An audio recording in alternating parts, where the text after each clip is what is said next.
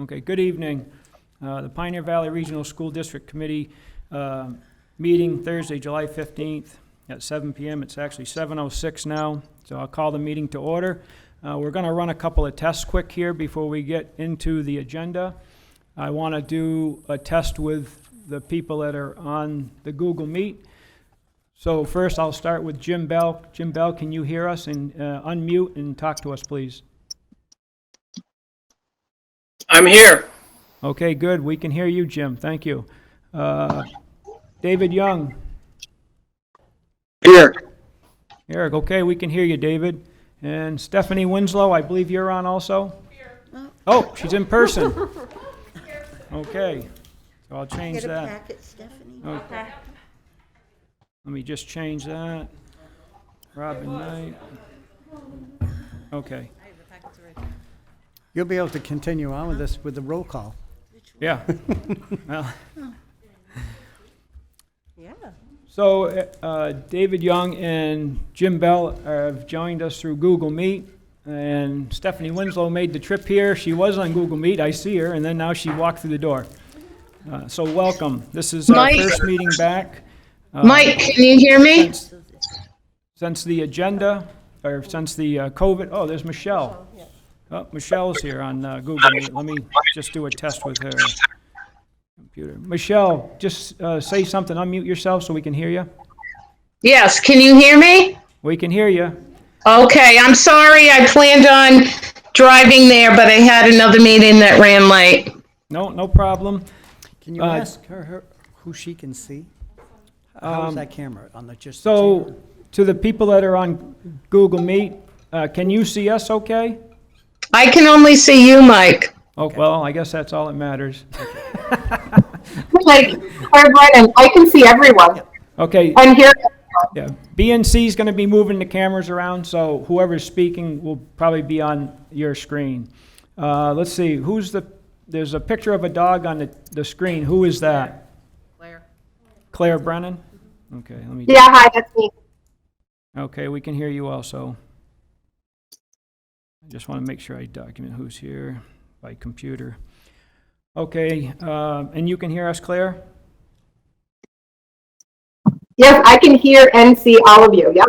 Okay, good. Thank you. Okay, so the meeting was called to order at 7:06.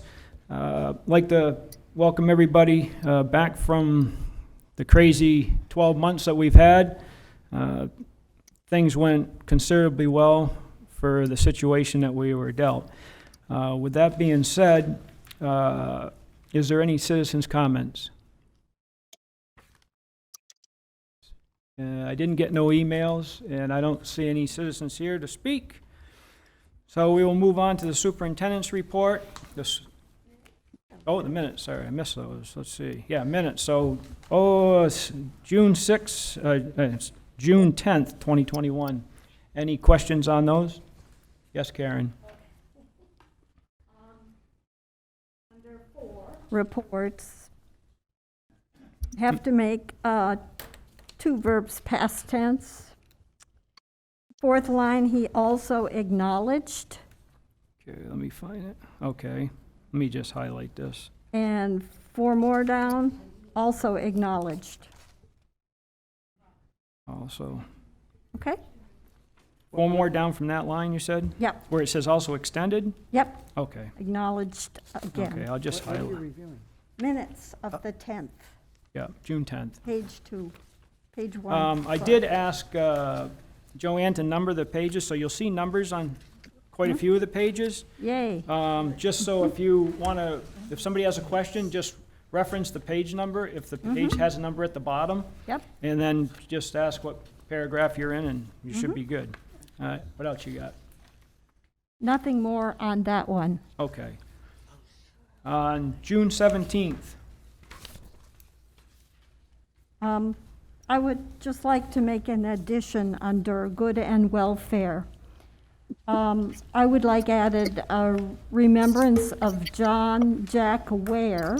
okay, that's on page 2. Yep, down at number 12. Number 12, good and welfare, okay, go ahead. A remembrance of John Jack Ware, former head custodian, at PVRS, who passed away last month, was delivered. Okay, so I'm just gonna highlight that. Yeah, is that it on that one? That's it. Yes. Okay.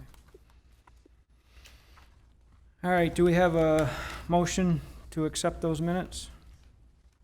I'll make the motion to accept the minutes Okay, as Jean, corrected.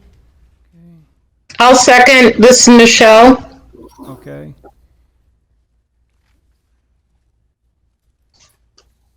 Write that down. Okay.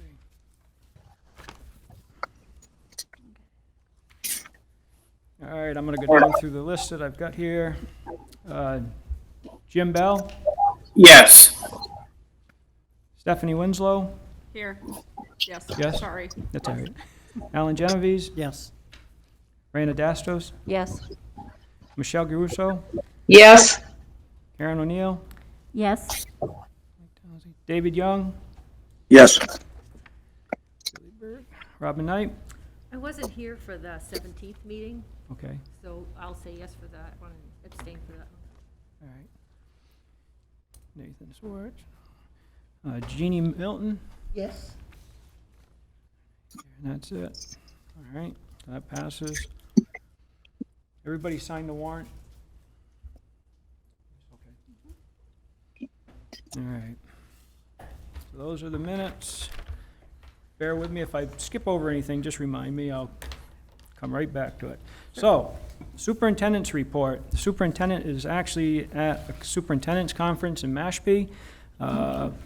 So if everybody's read that, does anybody have any questions?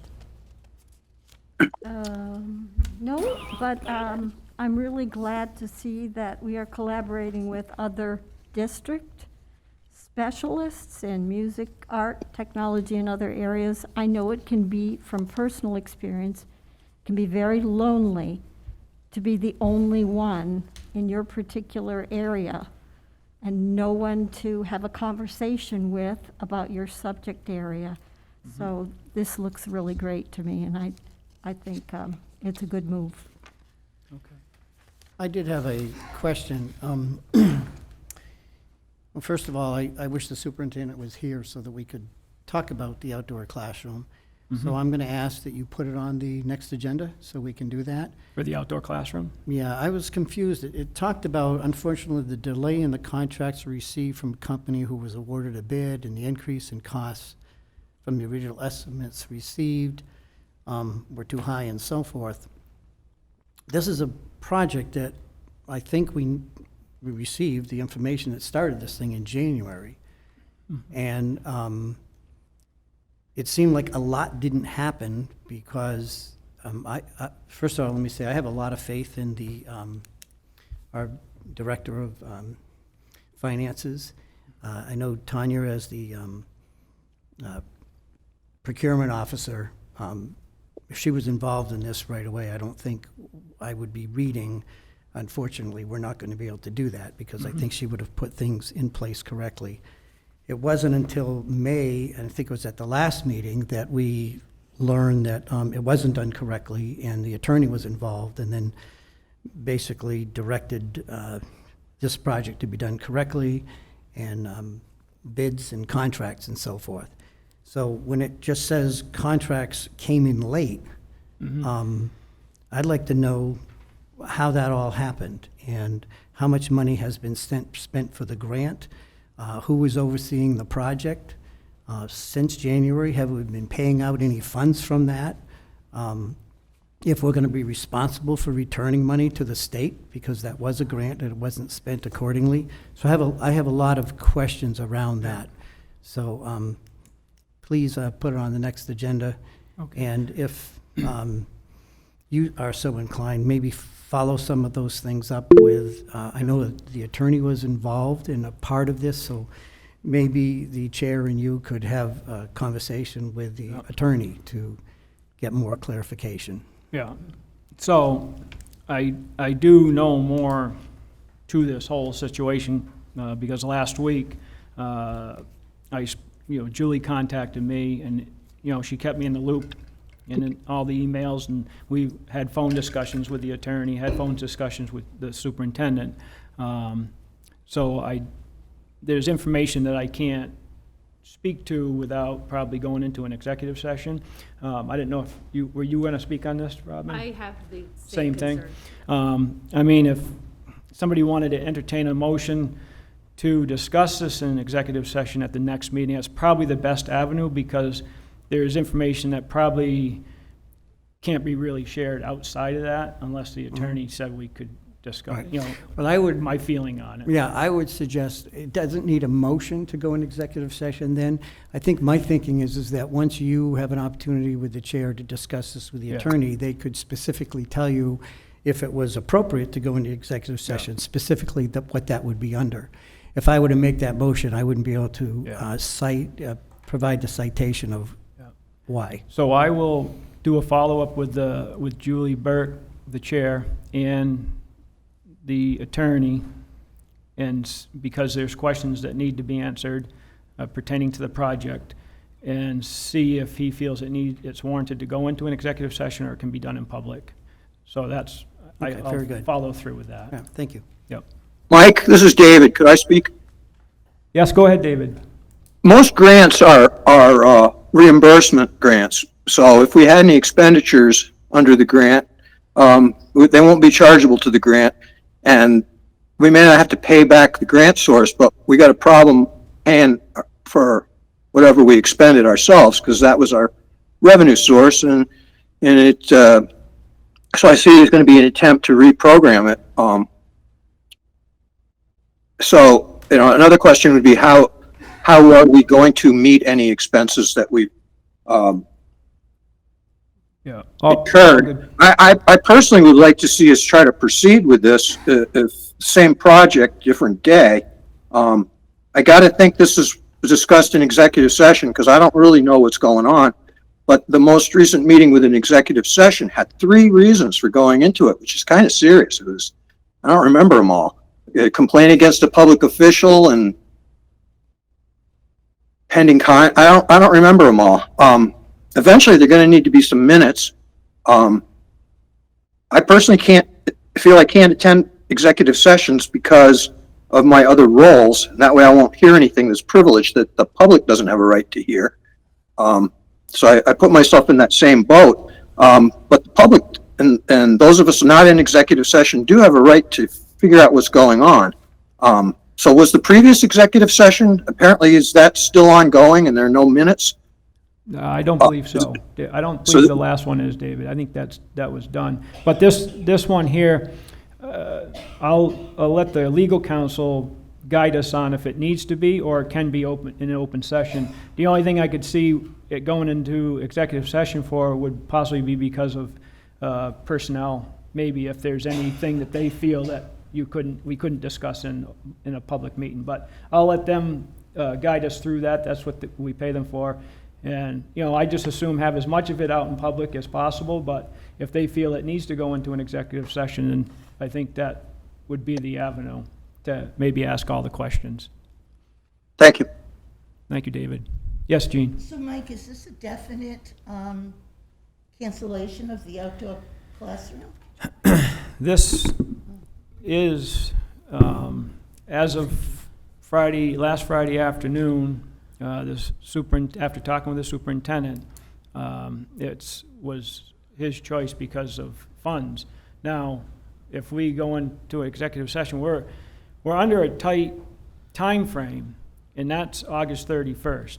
And in the contract that was sent to us, the project would not be completed by August 31st. So there's overruns, and there is a time constraint. So the overruns is number 1, and the time constraint is the second part. Can you share with us how much overruns, I mean financial overruns? I know the price of lumber and everything has skyrocketed since we approached the idea of the original outdoor classroom. Yeah, the original cost was supposed to be $45,000. So the contract came back to us. There was more pieces to that contract that I don't feel I should talk openly about because it's in a contract. The other part was we received a second contract that was, I believe, $6,100 on top of the $45,000. So right there, we've got $6,100 on top of the original price. And there was items that aren't included in the contract that we had talked about and that are required to be part of the project. And after talking with Fred Dupre and then talking with the superintendent schedule, we came to the conclusion that this, I mean, ultimately it's up to the school committee, but we don't, the cost of the project, you're probably looking at $75,000 to $80,000 instead of $45,000 when you're, by the time you're done. So the question, even the superintendent, Skagel said, where's those funds gonna come from? So that's the gist of it, and like I say, there's more in the contract, and then what got us to here and the delays and stuff, so. It really, the superintendent really needs to be the one that explains what actually has happened, and that would be the key. Go ahead, Al. Mike, if I could, Go. have a Nathan, question I didn't know about. you were- Hold on a second, Nathan. I didn't know you were here. Yeah, yeah. All right, hold on a second. Let me Yeah. mark you present on the computer here. Okay, go ahead, Nathan.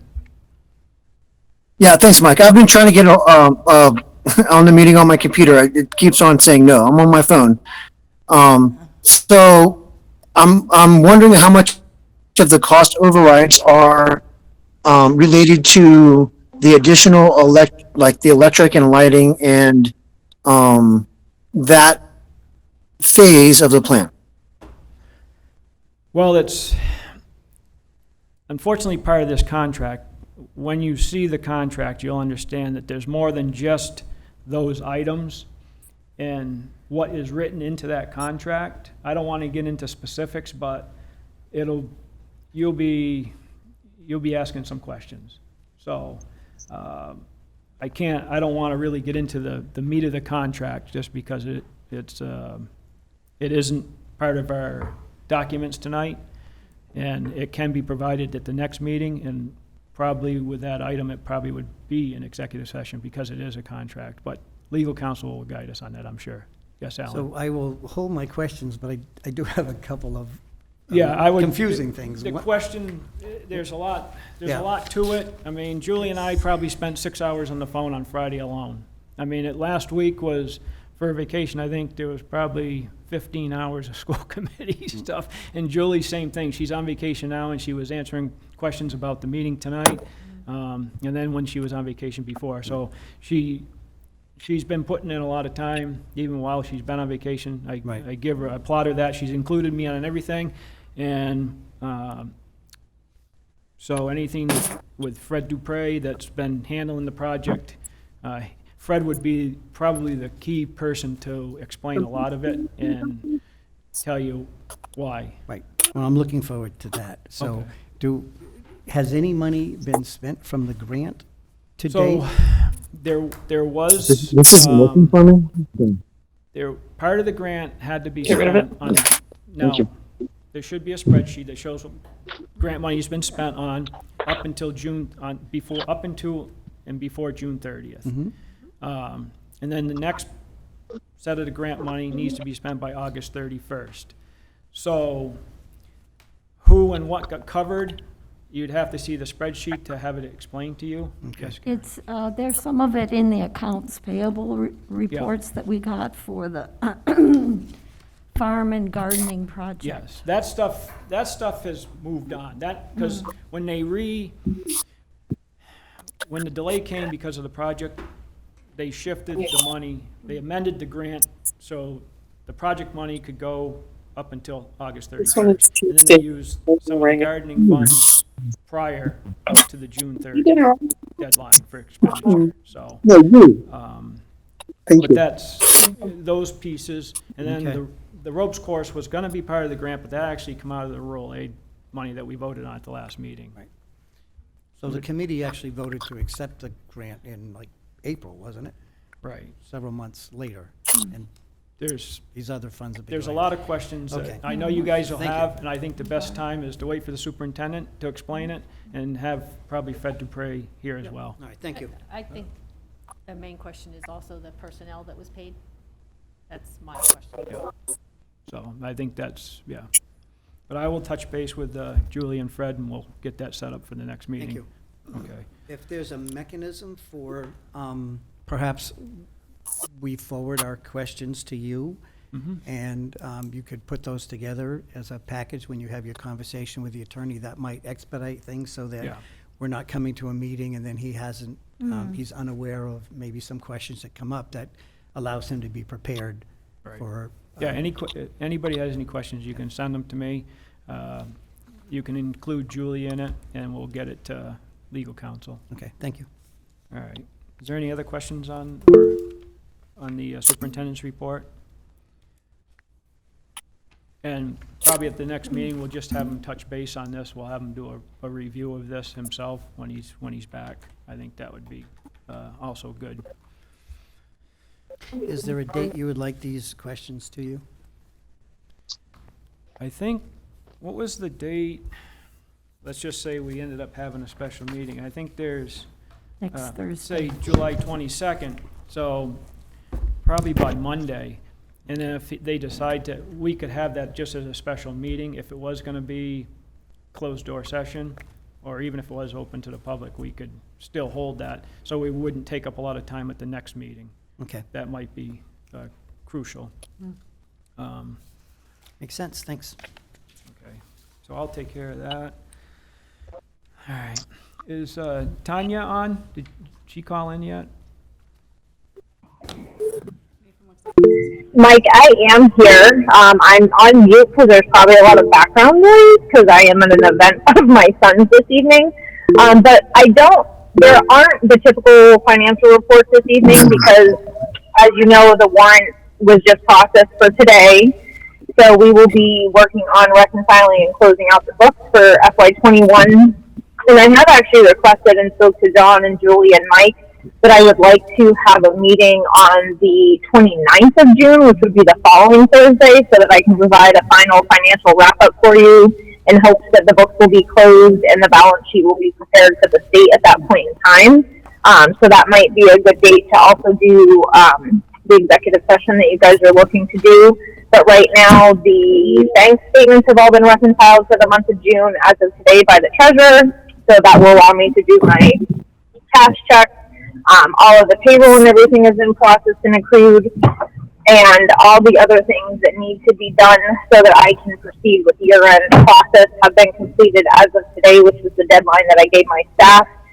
And we are looking at a healthy E&D again. The only thing I will say in advance of providing my final report is we will have an E&D amount that's going to push us over the 5%, I believe, and we will have to discuss. My predecessor, the superintendent and school committee, will have to discuss with the overseer whether that goes back to the town on the FY23 assessment or if it's going to amend the FY22 assessment. So once I get that completed, I will try to have those discussions before my departure with the overseer as well. Okay, so Tanya, is there any financial documents that you wanted to show us tonight, or you're all set for tonight then? There's nothing. The only thing for tonight was the warrant, and because we are just still setting up a few things in the FY22, there aren't financials for July because it's our first warrant, so nothing is over budget. And we really haven't collected any revenues yet because the first town assessment is due August 15th. But if you guys are up for me providing a final financial overview for you guys with the year-end wrap-up on the 29th, I would also be able to provide the July financials for you, which will be, minimal, but at least it will show you the warrant that you guys just signed for today for the FY22 fiscal year. Okay, And just to be clear, I think she meant July 29th. yeah, July, that's what, yeah. Yeah, so July 29th, because my last day with the district is the 30th. So, and like I said, I asked my staff and gave deadlines of today for finishing up everything that they needed to do for the FY21 fiscal year so that we could expedite the close of the fiscal year. My goal last year was to have the books closed by July 31st, but obviously with COVID and the planning for reopening of schools, the book closing obviously got pushed out much further last year, but I do want to leave everything as a clean slate and, you know, a fresh year for whoever my predecessor ends up so that they can start fresh.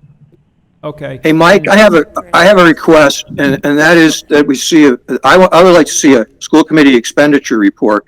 The most recent one I can find is from May, and it's the aggregated one, which is my favorite flavor. But AP reports are not interesting to me. I would really need, and the fact the books aren't, or the warrant wasn't run, we'll back up a month.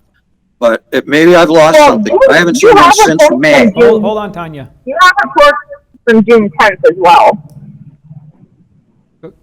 Go ahead and finish, David. All right, so I'll hunt those down. Anytime we ask for a school committee expenditure report, if the current month isn't closed, back up a month and provide that, though, rather than nothing. Because I can't find anything in essentially looking through the checkbook. Okay, Tanya, can you send those to all committee members?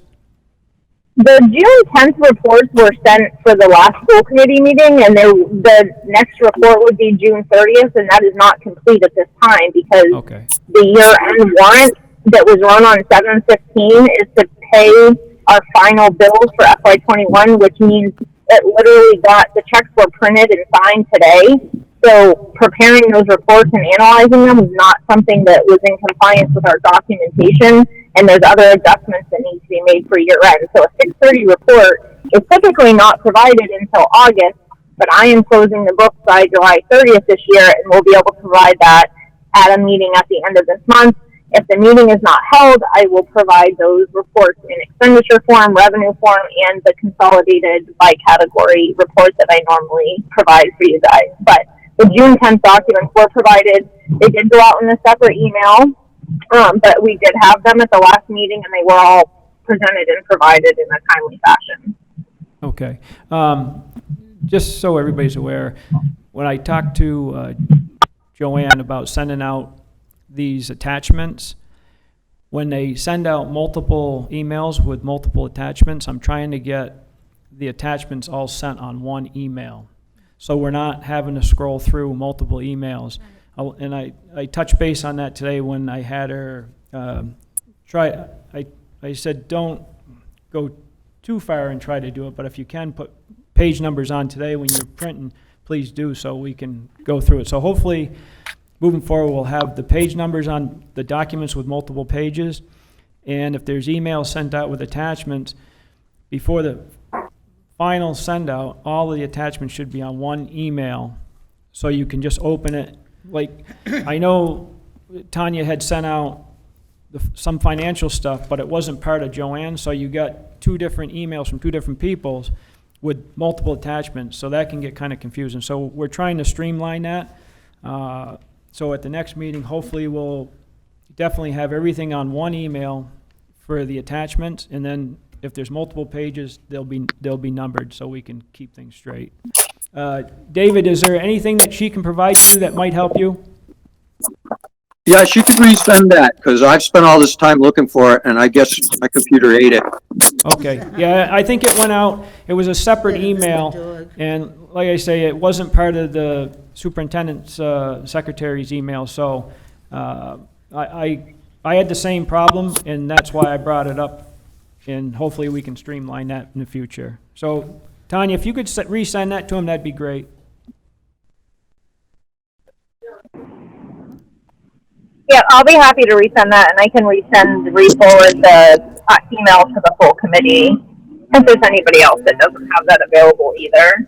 And I do apologize because that went out probably about 30 minutes after Joanne's email went out, but her hours are different than mine, so my end of day is later than hers, and she usually sends it out before the end of the day, before, you know, when they're due for the school committee. So I do apologize for the multiple emails. And thank you, Mike, for addressing that, because it does get confusing for all of us as well. All right. As far as the lunch report, would there be one tonight, or is there not any? We should be all set with that too, or is Mike going to be on? No, so again, the checks were written today for the June 30th, so the June school lunch report will also be part of my final reports for the year end, because that includes accrued payroll, which the entry was just done today for, and it includes the remaining bills for FY21 that the checks were cut for today. So all of that stuff literally was just processed today. So preparing those reports and having them for tonight does not comply with the school committee's 48-hour to 72-hour document request. So there are no documents for the school committee financially tonight except for the warrant, which I communicated earlier in the week as well. Okay, thank you. Question, Mike. No problem. Does anybody have any other questions? Alan? You may have said this, Tanya, and I missed it. So there's no need for any budget transfers to occur between accounts tonight? No.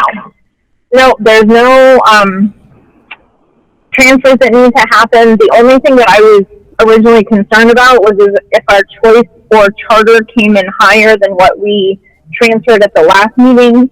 I did build in about a $12,000 cushion into that, as I discussed last time, and it actually ended up that, and I don't have, because I'm not in front of my computer, but our choice or charter, I believe it was our charter, we actually got a small credit in the month of June. So what happens is we're charged for the whole year for a certain amount of students, but the final attendance is submitted to the state on the 1st of June, and they do a true up for the whole year on our June 30th, Chapter 70. So with that, I was able to review that and make sure that we were within our budget. But all of our other budget categories are in the positive, so there's no need for any additional transfers for the FY21 fiscal year. Thank you. Nicely done. No problem. Thank you, Tanya. Nathan has his hand raised. Oh, go ahead, Nathan. Thanks, Mike. So Tanya, I just want to kind of gauge the transition between what you have done, which has been great, and our next financial person.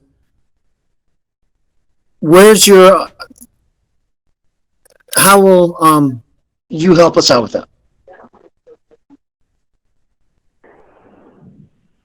So I provided the district with a 60-day notice in hopes that we would have a replacement and that the posting would be done to allow for that. I won't go into it too much, but I don't think there will be a replacement in place before July 30th. My new employee contract does not allow me to be employed by more than one party.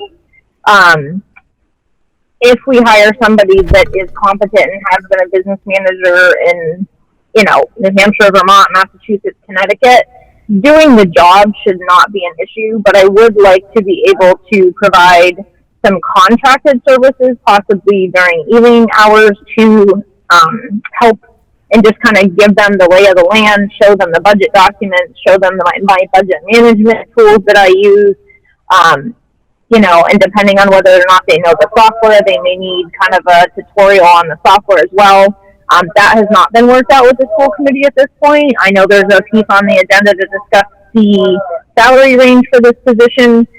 If there are contracted services that happen to help with that transition after July 30th, that will have to be taken into consideration with the salary that's offered and what would be budgeted for that new position, because we need to stay within our current budget. Right. So that will be an additional cost after you. I'm sorry. Go ahead. Yeah, but my time is going to be very limited because I'm really not allowed to be employed by another individual, so it would have to be performed as contracted services, as me being a 1099 vendor. But again, that's going to have to be something that's discussed and voted on. Be an additional cost to the.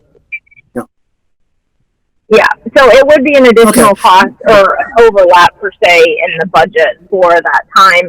I don't expect it to take excessive amount of hours if someone's competent in the accounting field and to do this position, but just more so this is where my files are, this is how they're put together, and this is kind of where we're at right now kind of thing. So maybe 2 or 3 evenings hopefully would be enough to do that. So, nothing hopefully in excess of 15 or 20 hours. Yeah, good. You've done such a good job. I want you to be part of that transition. and to ensure that we continue on with, fiscal responsibility. And I would love that as well. And that was my hope. I was hoping to have a week or two transition, but it's a tough time of the year, and everybody's going in 1,000 different directions too. So hopefully we can get someone on board. I do expect there probably to be some gap in that, and I'm working with John to ensure that there's not a gap in like purchase approvals or purchase order approvals and things that happen on a daily basis. But that's why I want to make sure the books are closed and that the year end is done to allow a new person to come on and kind of take their time and do that discovery that they need to do and so forth. So. All right, thank you, Tanya. I just want to ensure that you're like part of the whole transition. So, thank you. Yeah, I'm hoping I can be. So thank you. All right, thank you. Any other questions for Tanya while we have her on? No, only that, I guess as I get older, time goes by faster. I didn't realize we had a 60-day notice. Yeah, it's been Wow. a little bit. So, thank you, Tanya. And we'll hopefully meet on the 29th. We can,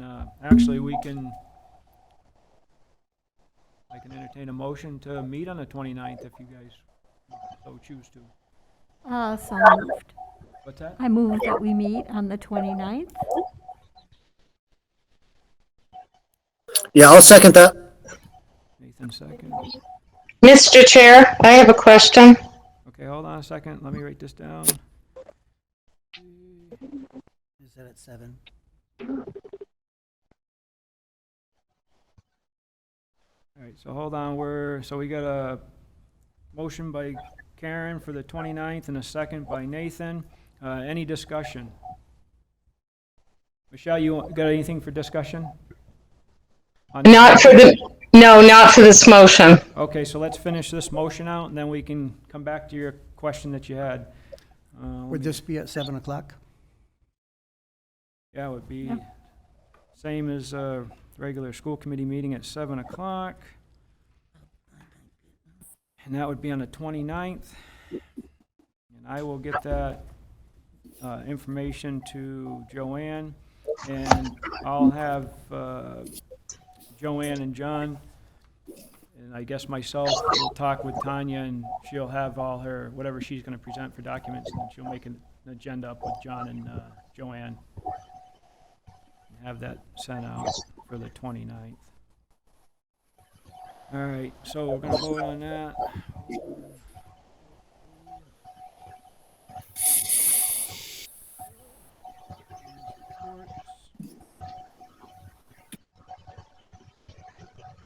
Okay, we're going to vote on, if there's no more discussion regarding the 29th meeting, for the closeout of Tanya's books, basically. Let's see. Jim Bell, Sure. Stephanie Winslow, Yes. Alan Genovese, Yes. Raina Dastus, Yes. Michelle Drusso, Yes. Karen O'Neill, Yes. Mike Townsley, yes, David Young, Yes. Robin Knight, Nathan Smith, yes. Jeannie Melton, Yes. that's it.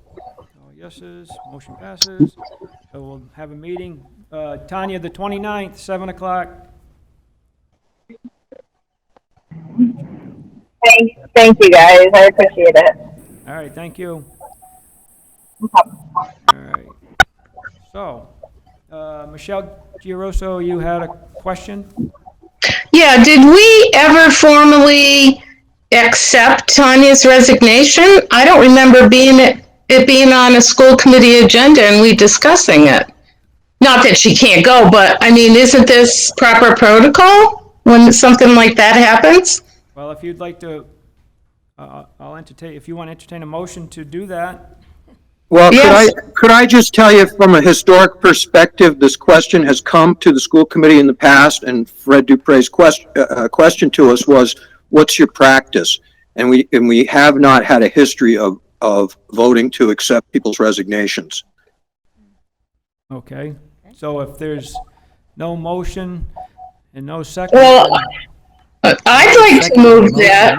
I would like to move that because I think it's good practice So to, you're moving that, yeah, that we accept Tanya's resignation and in the future, accept people's resignations in administration so that we can discuss it,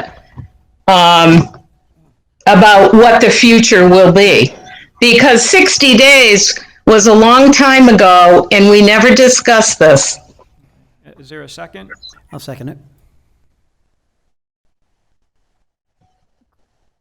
Question? Any discussion?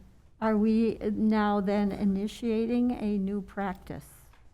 I don't know if it would constitute a new practice if it wasn't in the policies and procedures of the school committee. Well, by absence, we don't have. Right. So, Alan? Well, this isn't like negotiations where past practice is the last thing you did. When you're in a public body and you have a resignation from someone, until that public body, in my understanding, so this is not very, to me, this is not a good practice that we don't do this. A person can resign or send in their letter of resignation, and 3 days later, before a board meets or governing body decide that they change their mind, they can change their mind. It hasn't been accepted. It's not official until it's been accepted by the board. So from my perspective, any time up until the board actually takes action, she could change her mind. So I think it's an essential practice when someone of this caliber and position in a district tenders a resignation, the board needs to receive it, read it, discuss it, and take action on it. Okay. So if we, I guess how maybe we should handle it, if we so choose. So if we vote on this, to accept her resignation, then if somebody wants to entertain a motion from the floor to have the policy subcommittee look at putting this in where it needs to be, so we have it to follow, it can be looked into and added to our procedures on how to handle resignations, and that could go into that index and handle it that way. I don't think we should vote on something without a policy, so I think if you're interested in doing that, I think we should have policy and procedures look into if that's the right thing to do, which sounds, that what you're saying to me makes sense, but I don't think voting on Tanya's makes any sense without a policy and procedure, at least somebody looking into it. So let's play that out for a minute. That means that any action that we were to take on any item, if someone pointed out we didn't have a policy, could say, well, you shouldn't take that action because you don't have a policy on it. Well, I guess I'm what coming from the perspective of, it is the right thing to do. It's what a governing body generally does. And I'm not trying to establish a past practice. If the policy committee decides that they would like to institutionalize this and create a policy for it, so be it. Right now, we have any board member, when a resignation comes before us, you can choose to accept it or not, so it appears to be open. But I don't want this to be interpreted as we've established a past practice. We need to allow the individual that submits a letter of resignation, we need to recognize them, and we should inform them by a letter that the school committee, thank you for your service, we've received your letter, please be advised that the committee has accepted your resignation as of da-da-da-da.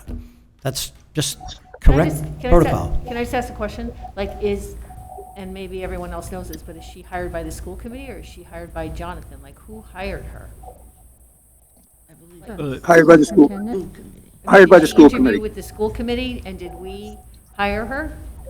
Well, the way Yes. the practice should have been is that there should have been a committee that met and interviewed, and like we're going to be doing, come up with a candidate that everyone agrees on, and then the superintendent would make a recommendation to the board that Alan, we don't need to know the process. The fact of the matter is, you can look it up in the law. There are certain jobs that are the school committees to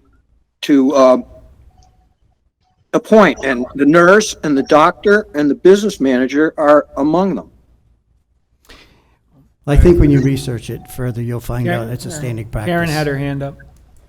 Yeah, as chair of the policy committee, subcommittee, we've had a lot of discussions with our field officer from MASC about what constitutes policy and what constitutes procedure. We might be talking about a procedure here, which can be instituted by the administration. We don't have to have a policy as a school committee on that. So Right. I think we ought to check with some people before we say this is a Yeah. past practice or this is a policy we should look at. Okay? Michelle, you had your hand raised? Yeah, my point was, and here we are, just discussing in 2 weeks, meeting with Tanya for the end of the year.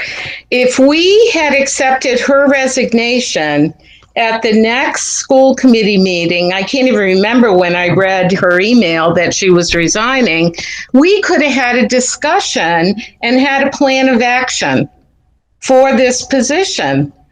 And now we are going to have a gap. I mean, I can't stress enough about the planning and things that have to be done on this committee, because how long is it going to take to hire someone? We have no idea.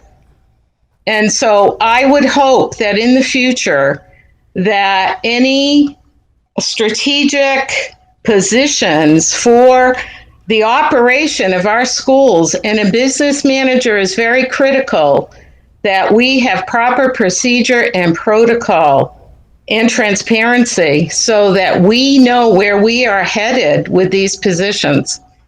And I still think it was something that should have been on the agenda in the beginning. And I don't know, does the superintendent set all the agendas, or is it together with the chair of the school committee? So I believe the superintendent is the finance director's boss. When it comes to contracts, we're the ones that work with Tanya and negotiate the contract.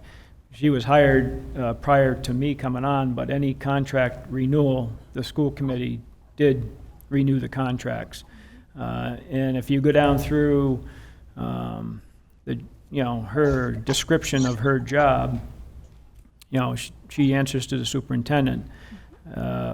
Right. So I did reach out to the overseer and asked, what was going on, and because I was concerned that there was no posting, there was no discussion. The superintendent didn't put Correct. anything out, so I didn't. My concern was that things weren't moving, and I know everybody else probably here was concerned about the same thing. So I did reach out to the overseer. Of course, John was on vacation, but they could have had something put together, weeks prior to that, before the vacation. And I just don't like delay of finding replacements. And, Right. I do have, all the emails in regards to the questions I asked because I was concerned about it. And I won't go into the details of the answers I got because that's a whole different issue in itself. Go ahead, Alan. Yeah, so do you know if the superintendent sent a letter to Tanya when we received that 60 days ago almost, accepting her resignation? I don't know if that happened. I don't know, I know that the job didn't get posted until, I think it was last Tuesday or Wednesday, maybe? I can't. Yes. I think it was last Tuesday or Wednesday. But a lot of that was probably because of me rustling the bushes. I mean, I was trying to see what was going on in regards to that. I understand that a posting was put out, and maybe you know, it looks like that, that may lock us into something, but that subcommittee that will take care of that, finding that position replacement, can make the recommendation to this full committee and go from there. I think that's, but to get the ball rolling, and then tonight we can maybe set a, you know, a salary range, or maybe not. At least we've got to move forward, because we're going to need somebody, or Right. or some entity. I'm not quite sure what we're going to do, but we've got an open book to decide where we want to go based on where the committee leads us. Jeannie? I'm thinking going forward, we need to have a longer time period from when someone resigns to their last date. I don't think 2 months for given such a position is enough time, given the current atmosphere, the current job situations locally. It took us a long while to find Tanya. So I'm thinking going forward, we need to do a good 4 to 6 months time frame for a resignation. Granted, things come up at the last minute, and 2 months is not enough time. Yeah, well, that'd be kind of hard to adhere to, but, go ahead, Stephanie. Nathan has a Oh, question. Nathan. Thanks for watching the screen. I look over and all I see is Michelle. Go ahead, Nathan. Thanks, Mike. No, I just, Michelle has said everything I would like to say. We do need the time to research and find the best person for this. We were lucky to get Tanya, right? That was a blessing for us, right? We kind of knew she was leaving, right? She moved to Florida. We should be on this. There's no reason for us not to be actively pursuing and searching for someone to replace her. Ideally, we get that person before Tanya leaves, and we can have Tanya, she can share her expertise with that person. There is no reason that should not already be in place. We are where we are now. We need to find that person, right? So whatever needs to be put in place to do that, we need to put it in place. Okay. So with that being said, I'd like to move to the vote. Just on what Michelle and you seconded, and then we can move on to discussion about the replacement of Tanya and how that can be started with, maybe we can have something about that committee and the salary range. It pertains to the motion she made. Oh, okay, all right. The Go comment, ahead. which is, I agree with the points that Michelle raised, and I'm disappointed in that before the posting went out, that we didn't have an opportunity to meet as a committee, talk about the criteria, what we would be looking for, so that we had some input into that before it was posted. So And- that all Well- kind of ties together. The job description was made just prior to Tanya being hired. So it's a new job description, and certainly the position could have been posted based on that. That job description was actually the latest job posting when Tanya was going to be replaced when she went to Florida, and we had 2 candidates come in, and then the state decided that Tanya could work remotely. So that job description is less, I think it was the fall before the pandemic. So it's less than 2 years old. And so talking with, sending emails, I actually got that ball rolling, if you might say. And then Julie talked with the superintendent. She talked with Russell. Russell said that, you can start with putting out the latest job description that was used this last time, and then you can talk to the committee about a salary range. So that's how the attorney advised us on that, and because we needed to do something. If we didn't do it until after this meeting, it probably wouldn't get posted until on Indeed or InSpring or whatever they call it, for the posting, and then we'd really be behind. So my understanding, we do have candidates that have applied, so that's a good thing. Nathan, go ahead. Oh.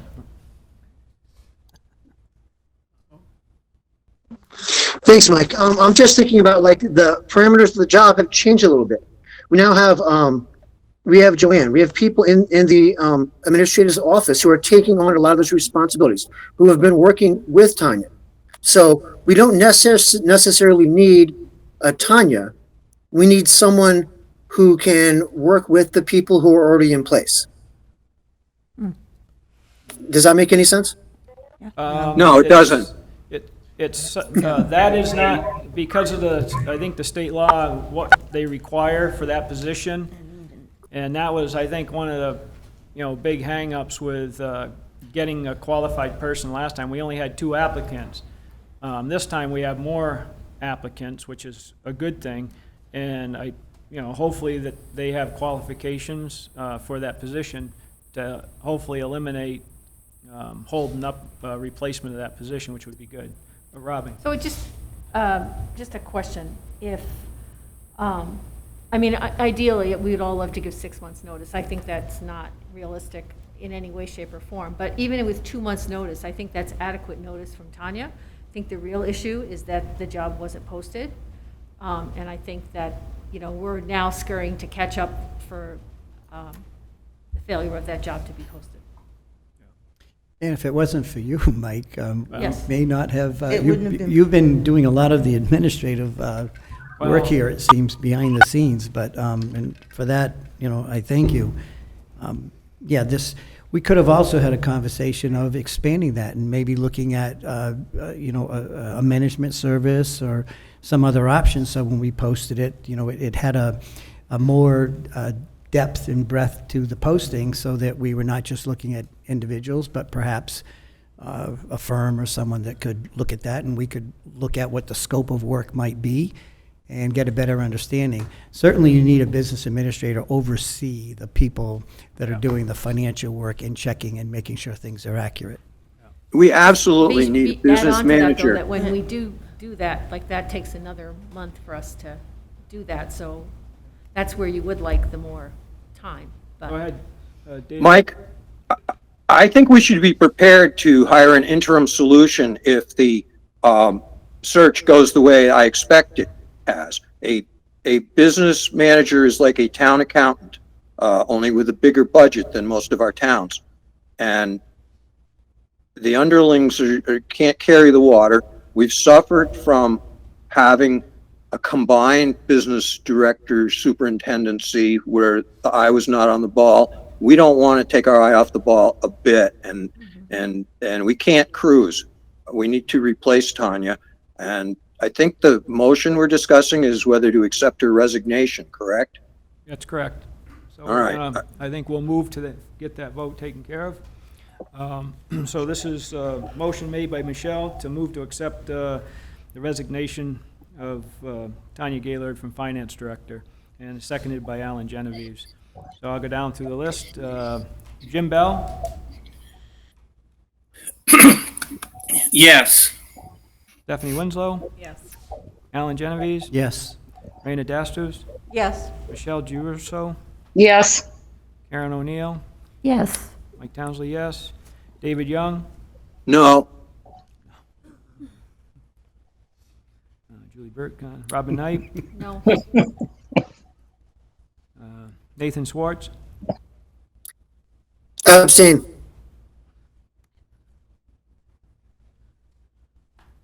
Jeannie Milton. Yes. That's it. Let's see, 2 noes, 1 abstention, the rest are all yeses. All right. Let's see, so we are moving on to negotiation subcommittee. Negotiations has not met, so nothing to report. Okay, thank you. Building and grounds subcommittee, that would, I guess, be me. The As you know, as of Friday afternoon, speaking with Superintendent's schedule, he put it in his superintendent's report to not move forward with the outdoor classroom. And, you know, at this meeting, we've asked the chair or vice chair to check with council, with Julie Burke, about executive session, and I will report back to you on that. And anybody that has any questions, please send them to me by Monday. And if we need to have a meeting next Thursday, then we can proceed with that. Excuse me. So that would be meetings 3 weeks in a row? I've been putting in so many hours. No, Mike, I'm just saying with vacations and stuff. Yep. So what would be the purpose of meeting next week? If, to answer the questions on why or if the building project is stopped. And that couldn't wait until the following week, Not on the if 29th? not if the committee decided to spend the money and move forward. Okay. Because we've got August 31st deadline. which- Yes, I understand So that. I don't want to not, if the committee so chooses to spend the money, then that's one thing, but where them funds come from, I don't know. But that's not for me to decide, and I think that we need to have the answers given to us from the superintendent and have legal counsel on hand, or have it in a public meeting and legal counsel still give us advice. What was the date for that? Was that the 22nd? That was the 22nd. That's, if the meeting isn't finished tonight, it would be July 22nd. We should be done, but. Oh, Nathan, go ahead. Thank you, Mike. The last B&G meeting we had, it seemed like that project was moving forward. Where are you at with it? How do you feel with how it's going on? From what I've seen and read and the discussions I've had with legal counsel, I don't see it. And with the superintendent, I don't see it happening. I just, and when you see the documentation and you ask your questions, short of spending the money, I just don't see it happening. But that's for the committee to decide after we meet, and the superintendent has, even decided that we shouldn't move forward also. So go ahead. Yeah, is there a possibility that there could be asked for an extension to the grant? I know they've amended the grant twice already. They're working on right now, and I don't know how the grant stuff, David had mentioned some of this stuff about using funds and returning funds and how that would work, but the superintendent and the curriculum coordinator, I believe, are working on trying to not lose the $45,000 that was going to go into that project and utilize it someplace else, either in the greenhouse or the gardens or the rope course to improve on those. But one of the things I'll hopefully have them bring would be the spreadsheet showing where the funds are being spent, and if the state gives them access to those $45,000 to utilize in a different item in the items that were originally part of the grant, but expand on them. Yes, Karen? I would like to point out that information is in the superintendent's report. I read it. That's why I have so many questions. No, but you said, are you having any conversations about amending the grant? And it says they are. Yeah. And so my point to that was that those should be conversations that the school committee should be involved in, because if they're talking about repurposing something, and we accept it under one premise, that if the premise is going to change, then we should I think that already follow. So if their they're going to first- follow something that's already in the grant, The that's first fine. step was to check with the state to see if they could, and then come up with their ideas, and then I'm sure they would bring those items to us for us to approve, or at least bring to building grounds first and then to the full committee. But if time's not on our side, I just assume see it come right to the full committee and not have a building grounds meeting and then come here. I think because time's of the essence, and it's $45,000 that could be definitely utilized someplace on this campus. So that's my goal. Go ahead, Nathan. Thanks, Mike. If you could just, as a member of the B and G committee, send me the information you have. We don't have to have a full committee meeting. I would just like to be more informed than I currently am. Then I can make a better decision. Thank you. Okay, and I can see if John can forward any information regarding the $45,000, what's going to happen, and, you know, keep us abreast of where we're at, what he finds out from Ariel, and go from there. I know that, you know, I think she's, you know, off for the summer typically, so I know that he was in conversations with her to see about getting those funds squared away, so. Mike, can I speak to the grant real quick as far as the school committee's involvement went and why they got involved with the amount? Yeah, I can't really hear what you're saying, Tanya.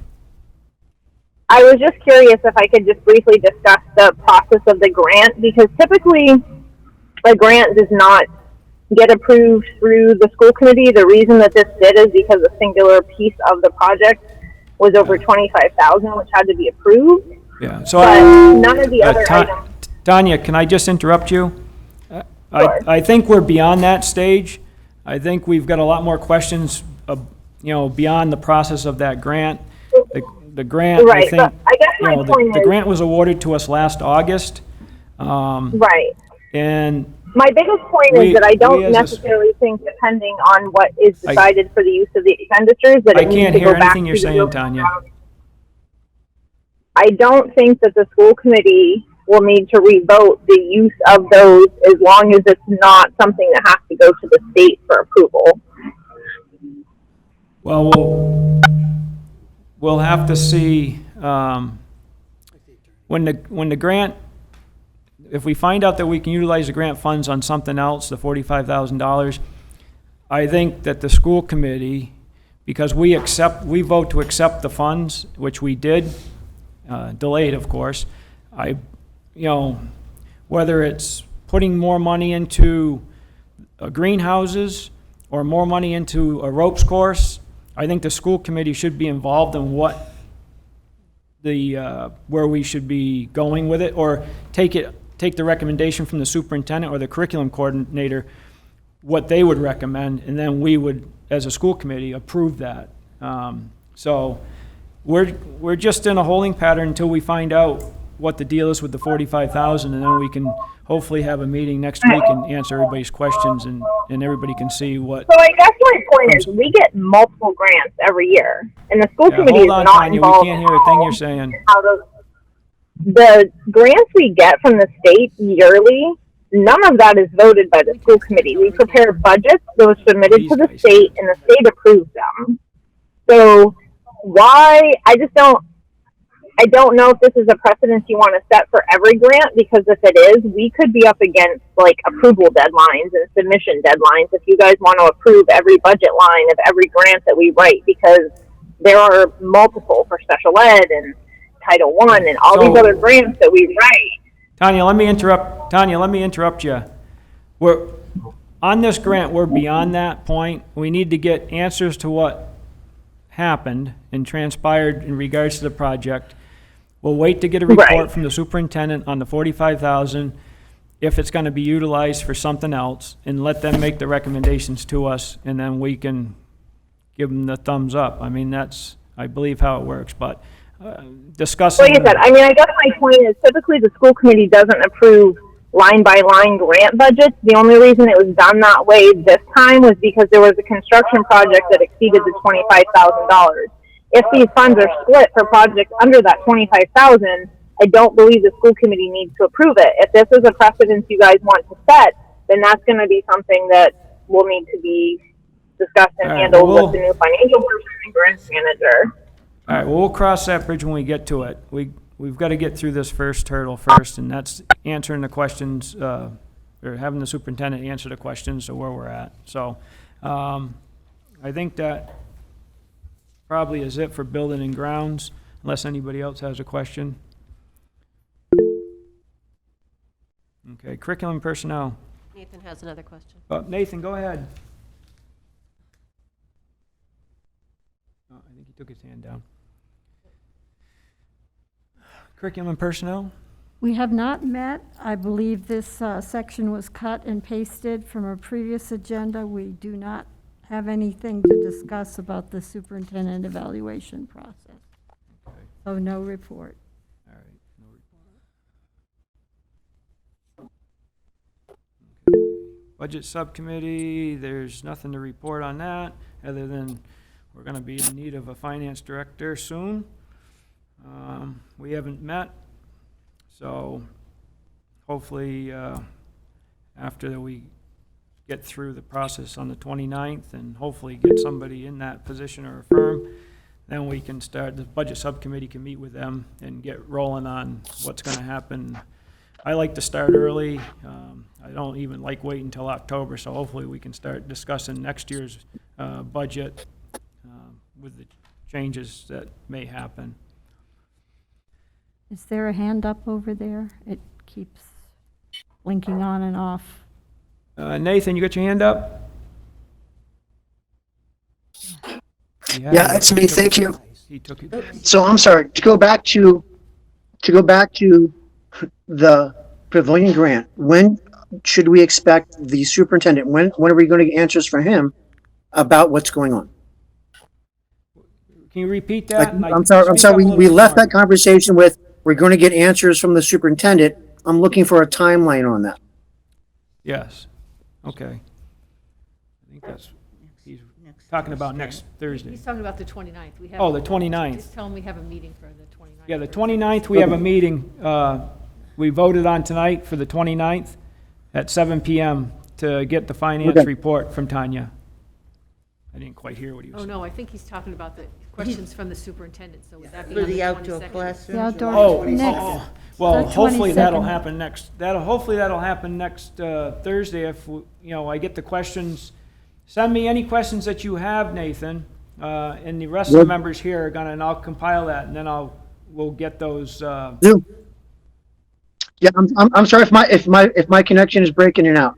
Yeah, I will certainly send you any questions. I'm just wondering the timeline on that, because this seems to be a time-sensitive issue that we need to address, and I'd like to address it. yeah, so that would be Next Thursday. next Thursday. That would be next Thursday. Okay, If you thank have any you. questions, send them to me, and then when we meet next Thursday, we'll have a compiled list of questions. I will, once I see the information that you send me, Mike, I will have more questions on that. You've been following this, process much closer than I have. So as soon as I get the information from you, then I will be able to Okay, respond. I'll better. send you an email. Yep, thank you. Yep.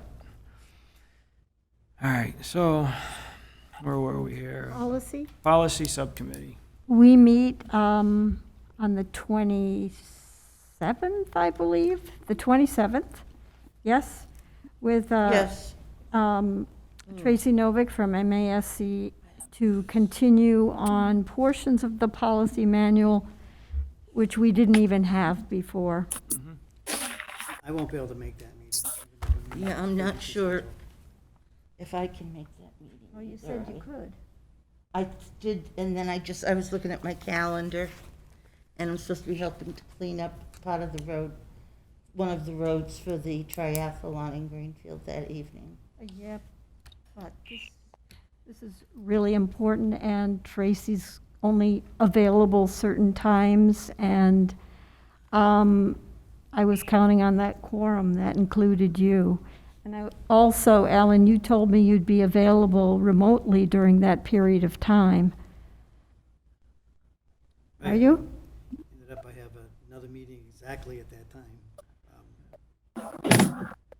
So once again, quorums are important, They are. and, I forgot I don't know when the last time I missed a meeting was, but Yeah, this is an elected position. It needs to take priority. so I know, things happen. Unfortunately, I didn't realize that was a Tuesday. Okay. All right, well, everybody look at their schedules and see what they can do. District Agreement Subcommittee. Michelle, is that you? chair of the, Yes, we haven't met and we haven't heard back from Russell. I asked him the question last meeting. okay, yeah, There it is with Desi. yeah. So the last meeting we had, I believe, was April 7th, when we met with Russell. And Right. he was getting back to the state, and they were supposed to get back to him, the way I understood it. Right. So, And I brought it up, you asked, or Julie asked last meeting, and I asked Russell, and he said he'd look into it. and Lois Stearns from the Northfield Finance sent me an email asking if we had heard anything, and I said that we would discuss it tonight. So if the state is not getting back to us, that's really the holdup, and we can, I'll send Russell an email tomorrow, tonight or tomorrow, asking what's happening with that. Okay. Mike, I don't think the state's the holdup. There was a meeting of the school committee subcommittee on the subject that was broadcast, and some people from Warwick watched it, and that was a couple months ago. And at that meeting, Russell brought up the fact that the state had questioned, why is Warwick still in this district agreement? Now, this was at a transition and tuition agreement meeting, and he told those assembled that the school committee needed to take the new district agreement and transition and tuition agreement as a piece, and it needed to go to the full school committee, and then it hasn't gone there yet. We're not waiting on the state. We're waiting on the school committee to work on the district agreement and make it consistent with Warwick leaving and with this tuition agreement, because right now these things are at odds, and I don't think we're waiting on the state. We're waiting on ourselves. Well, I don't know, from what I understand, if Warwick is still with us, maybe there needs to be a provision put in the district agreement that says if any of the towns leave or pull out of the district, it shouldn't just be for one town. It should be for any town that decides to leave. Well, we should probably have a special meeting on the subject, because you're not conveying an understanding here. Warwick is leaving under the terms of the old, current, in-force district agreement, modified by the acts of 2018, which abrogated certain sections like closing schools, which was absent in the district agreement. But the new district agreement is not enforced. Warwick has given notice that it is leaving, and we are proceeding in good faith to that end. And the state is asking, why is Warwick in your new district agreement? The new district agreement, Mike, is a problem for Warwick, because it gives the other three towns the chance to vote Warwick into this completely new district agreement. And the terms of the new district agreement are that all the other towns have to agree that we leave. The current district agreement says we give notice. So we're not, if we're not on a transitional path out, and we're all pulling in that direction, there is going to be problems with respect to the new district agreement of Warwick feeling it's being boxed into that.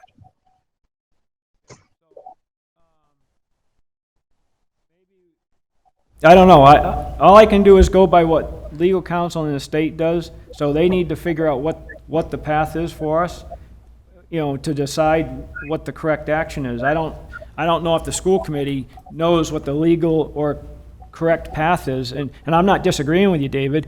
If there's a path that can be taken, if you guys are leaving, that's fine, but that needs to be put in, writing, and then it needs to be approved by legal counsel and the state. That they're the ones the state are the ones that are telling us, they're saying to us, why is Warwick in this new district agreement? That's what they've said to us, Mike. Well, we'll have to have legal counsel look into it. Jeannie? I have a question, David. So that means if Warwick totally pulls out, that means that high school, they're not even going to be with us for high school? Well, no, we're negotiating a tuition agreement where we would send all our kids who would want to go to Pioneer would go there, and we would pay tuition.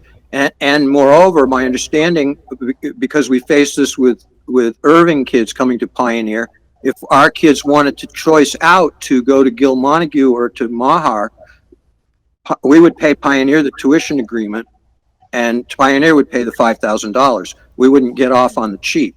So part of becoming an independent school district is having a soup to nuts, a kindergarten through 12th grade, plan. And we recognize that we don't want to join a district, one, and two, there's a great deal of affinity to Pioneer. There are kids that want to complete their educations there. There's families who value it, so we'll pay tuition. And that is our intention, is to have a tuition agreement. We'll be like Vernon, only better, because you'll get all but $5,000 if one of our kids choices out. Go ahead, Alan. Yeah, so I think part of what leads to the confusion or makes this a little convoluted is that we have at least 3 things going on, possibly 4, that all have to tie together. One of them is looking at the regional agreement that I was on a committee and several of us were on.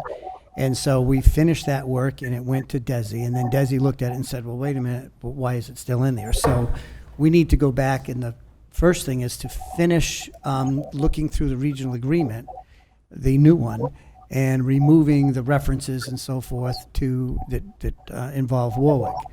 So that's one of the pieces. At the same time, you have a transition subcommittee? Yeah, that's next up. Okay, well, I'll only say this because that's part of what I think makes this a little more complicated, because concurrently you have the transition, which is looking at the obligation that Warwick would have, Oakbeck, and how they would leave the district and so forth. So that's a different one, but that should kind of tie together with the regional agreement. And then you have your new regional agreement, which, going back to that, which also you want to, in the future, have language in how a town would leave the district, and maybe even how a town could come into the district. So I think we have more work, on that front, but there are 3 things going on. And this sounds like the attorneys now should be working with this as we've been working before with the attorneys. Michelle? Yes, I was going to talk about the transition team committee also, but Mike, can you get something in writing from Russell? Because when we do things verbally at meetings, people interpret it differently. So I would like to see something in writing so we can reconvene our subcommittee and do the work, because it is confusing. You as chair of that committee, Michelle, if you'd like to send him an email. Oh, I'd be glad to. As a subcommittee chair. Okay. And then you can include me on the email and Julie. That's typically how I do it. I always include the chair. Okay. And I'm on the committee with you. Anybody that's on that committee with you, include them. Actually, you can't, because it'd be a violation of open meeting law. So just include Julie and the lawyer and yourself, and send them your question to get clarification on what's going on and what's needed to move forward. All right, thank you. Yep, right. I will. Warwick Transition Subcommittee. Prior to our regular meetings, I check with the superintendent to see where we are on this. Last month, I reported it was with our attorney, and then it was going to go back to Warwick. I checked with him today with the superintendent, and he said he thought Warwick had it. I don't know. There's been no movement here for a couple of months, and I wonder if David knows any more than I know about this. We don't have anything. We're operating on the premise, from what Russell said at a meeting, I believe it was in May, that this needed to go before the full school committee. They've been watching for it on an agenda, and it hasn't been there. And then he was asked about it when Russell was at a school committee meeting, and said that, eventually said that he thought he remembered that it needed to go back to the committee. So he told one committee to go to the other committee and back and forth. I haven't seen anything. Yeah, I haven't seen anything recently either. The last thing I saw was some proposed changes that Warwick made. And then we had a meeting of the Pioneer Group, and we discussed some possible issues with some of that and sent it on to Russell. And that's the last I've heard. So I think a problem is that we really don't have a chair who's keeping an eye on all this. And that we need to have a meeting of the whole group again, I believe. So it's you, Karen, Michelle Giarusso, and Nathan Swartz on that, and then there's the people on the Warwick side? Yes. So, there's no chair of that committee?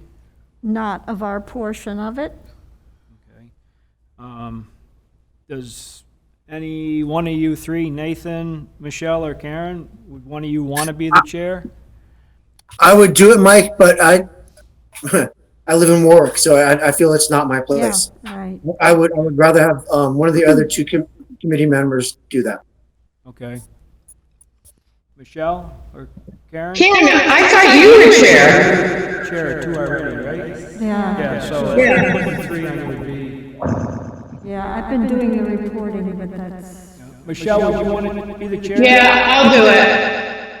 you're muted. Yeah, I don't hear you. Oh, I'm on mute. Can you hear me now? Yes. Okay, go ahead. I'll do it, because it kind of goes along with the district agreement. Yeah. Okay. I can explain both issues. All right, great. Thank you. Yep. All right. So, I think we're moving on to new business. And update on the sixth before you- grade? What's that? I have, well, maybe it's under new business. I can wait. I'll do it. Is it about the finance? No, it's about subcommittees. If the search committee is a subcommittee. Oh, okay, yeah, that's under new But we can business. undo that new Yeah, we'll do it business. under other business maybe. Yeah. So, when we get to down there, we'll go through there, but I'd Okay. like to get Kevin Burke up here. He's been waiting. Okay, this is the update on sixth grade move to Pioneer.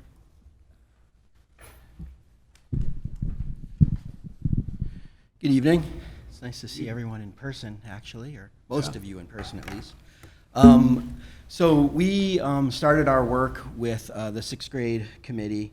As I've gone through before with, we have members from the district level, from the administrative level, from the staffing level, and we have parents that are involved on the committee.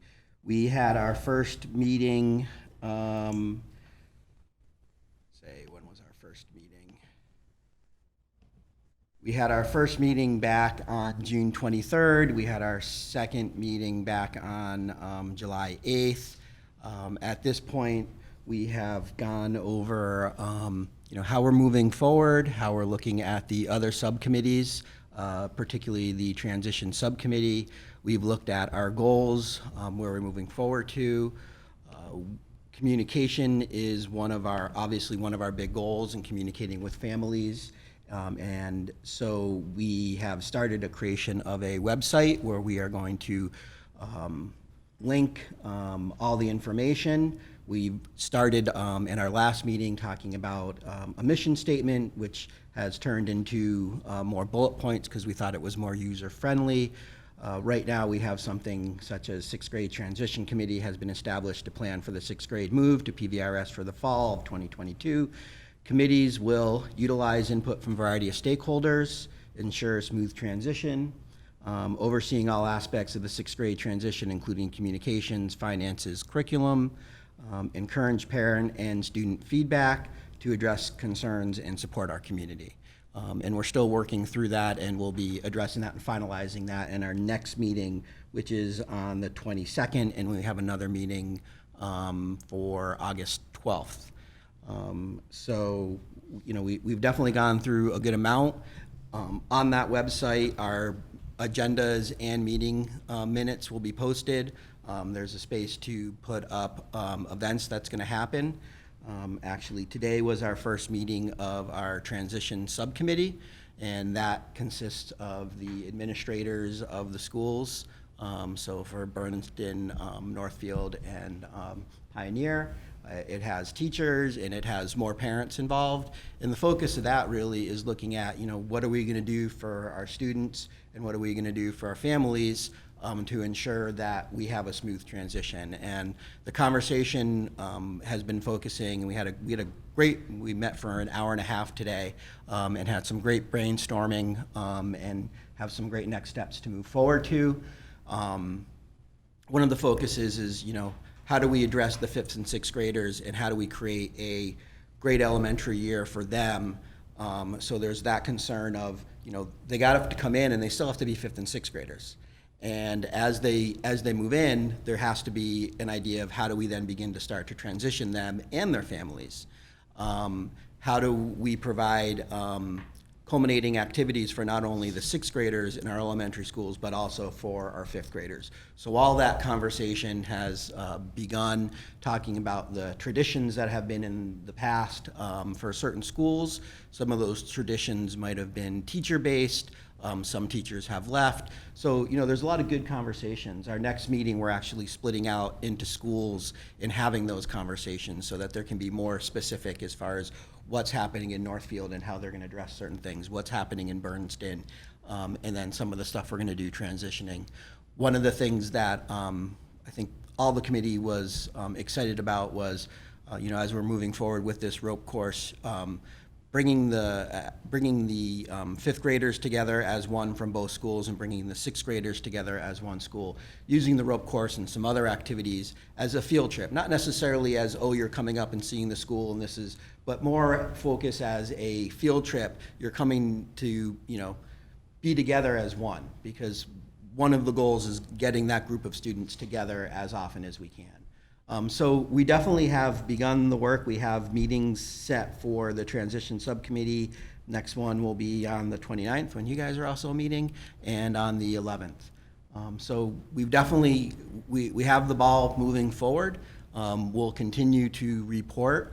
And once I finish this website, which I hope will be done within the week or so, probably definitely by the 22nd when we have the next meeting, we'll make that go live, and that's going to be attached to the Pioneer Valley Regional website.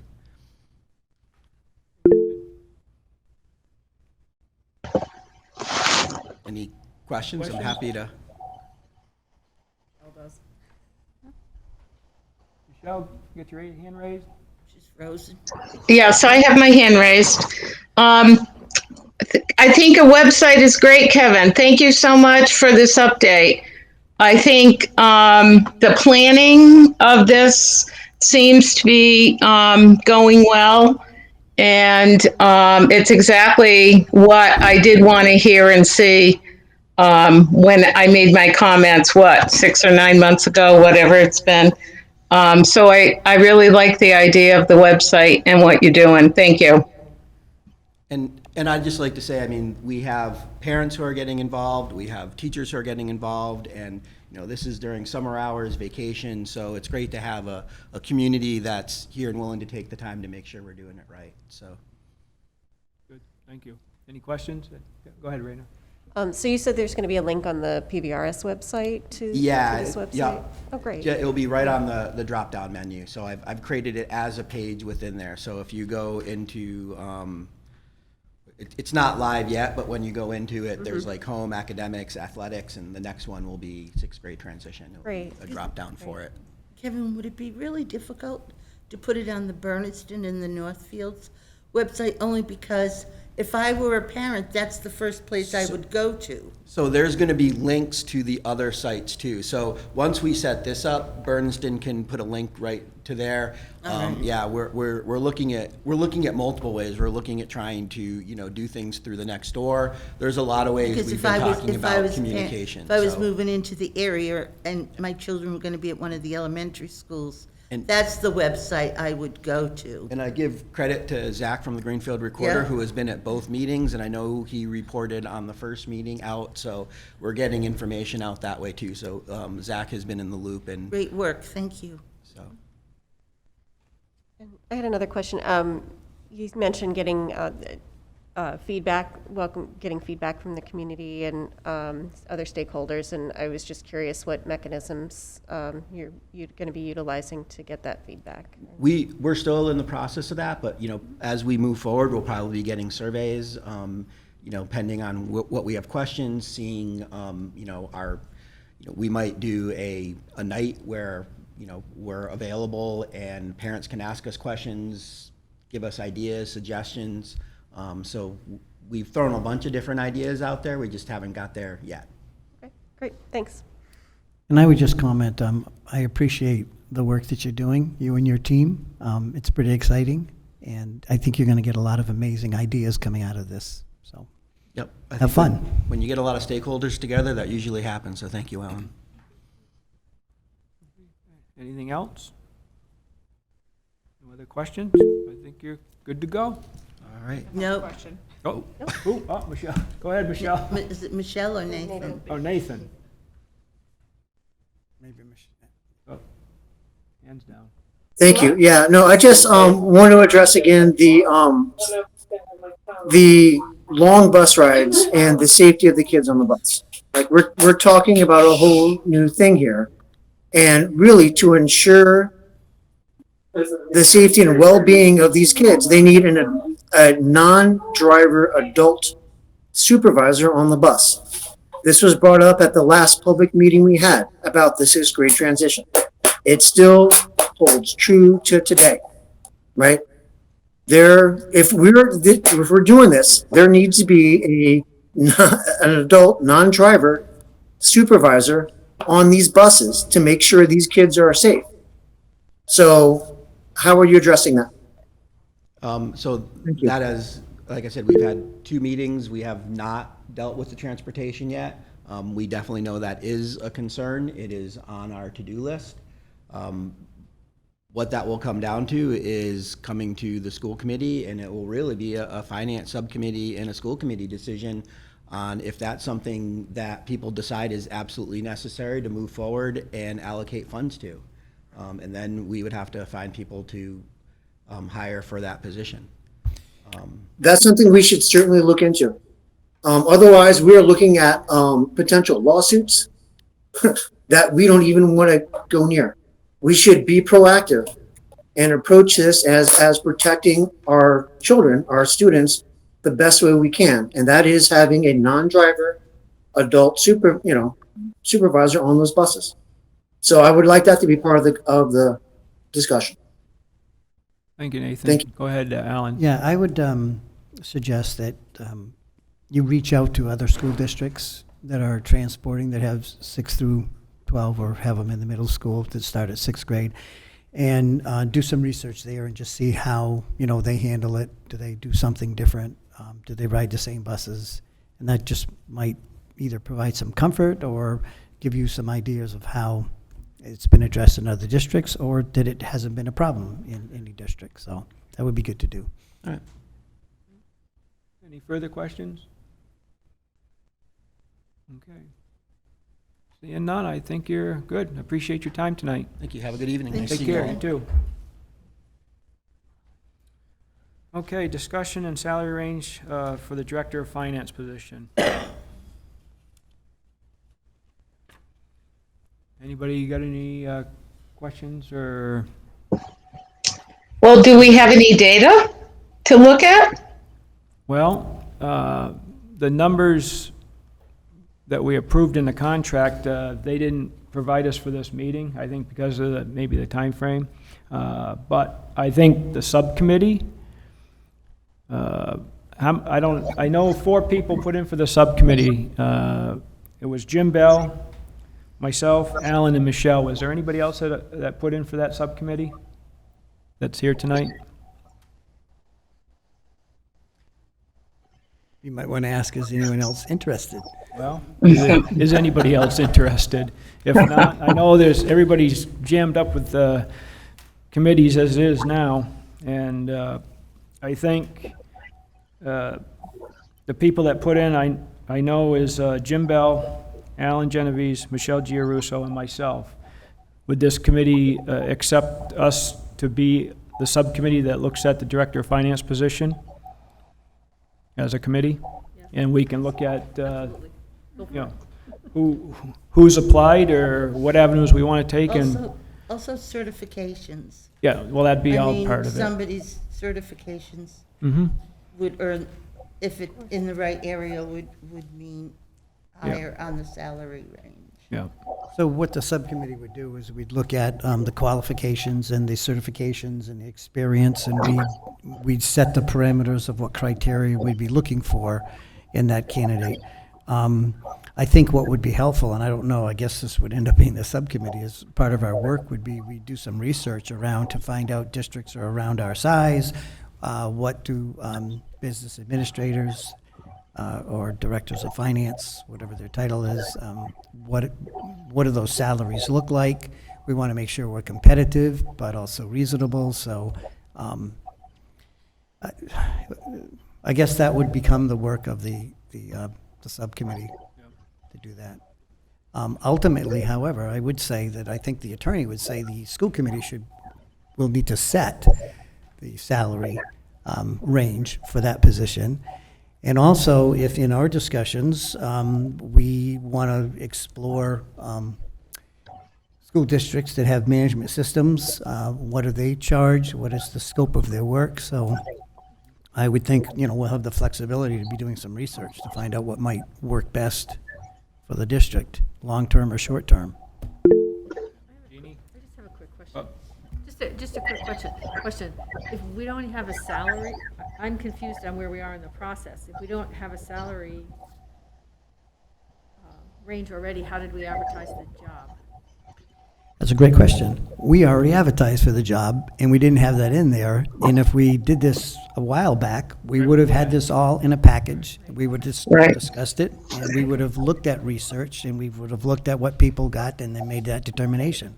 So there's going to be a time period where we're going to be catching up in a little bit of a loop here until we're all on the same page or going down the We same do have a road. budgeted amount, however, and any contract we sign in excess of $10,000 is going to need to be approved by the commissioner's agent as well. So, and I know from my participation in the Six-Town Planning Committee, we pay more for our superintendent than Gil Montague.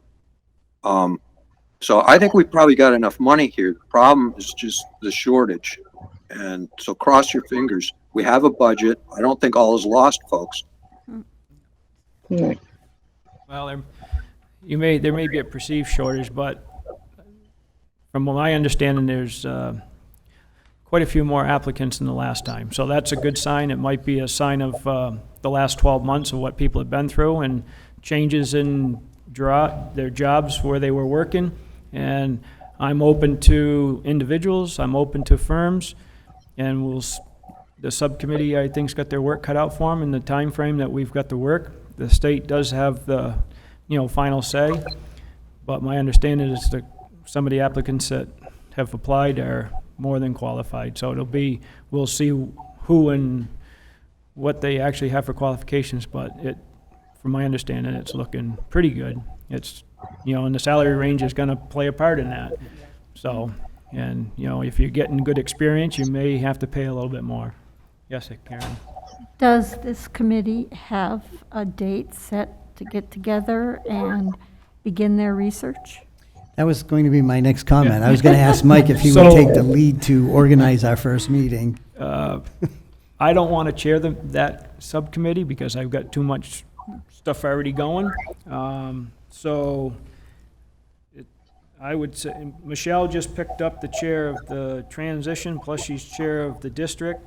I don't know, Jim or Alan, either one of you want to take the chair position of that finance district positions subcommittee? I would be willing to do it. I started the search for the superintendent.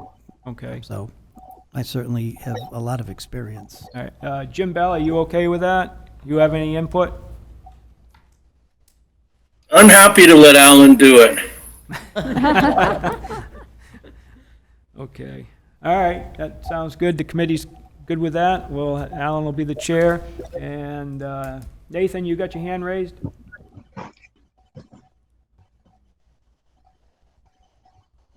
You're on mute.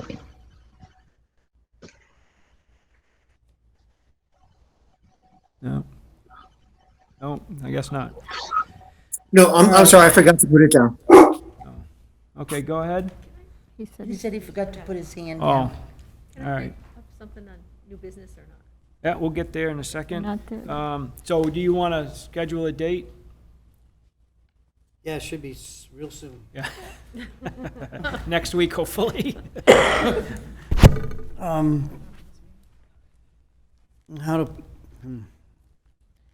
do people feel about the 28th, which is between the 27th and 29th?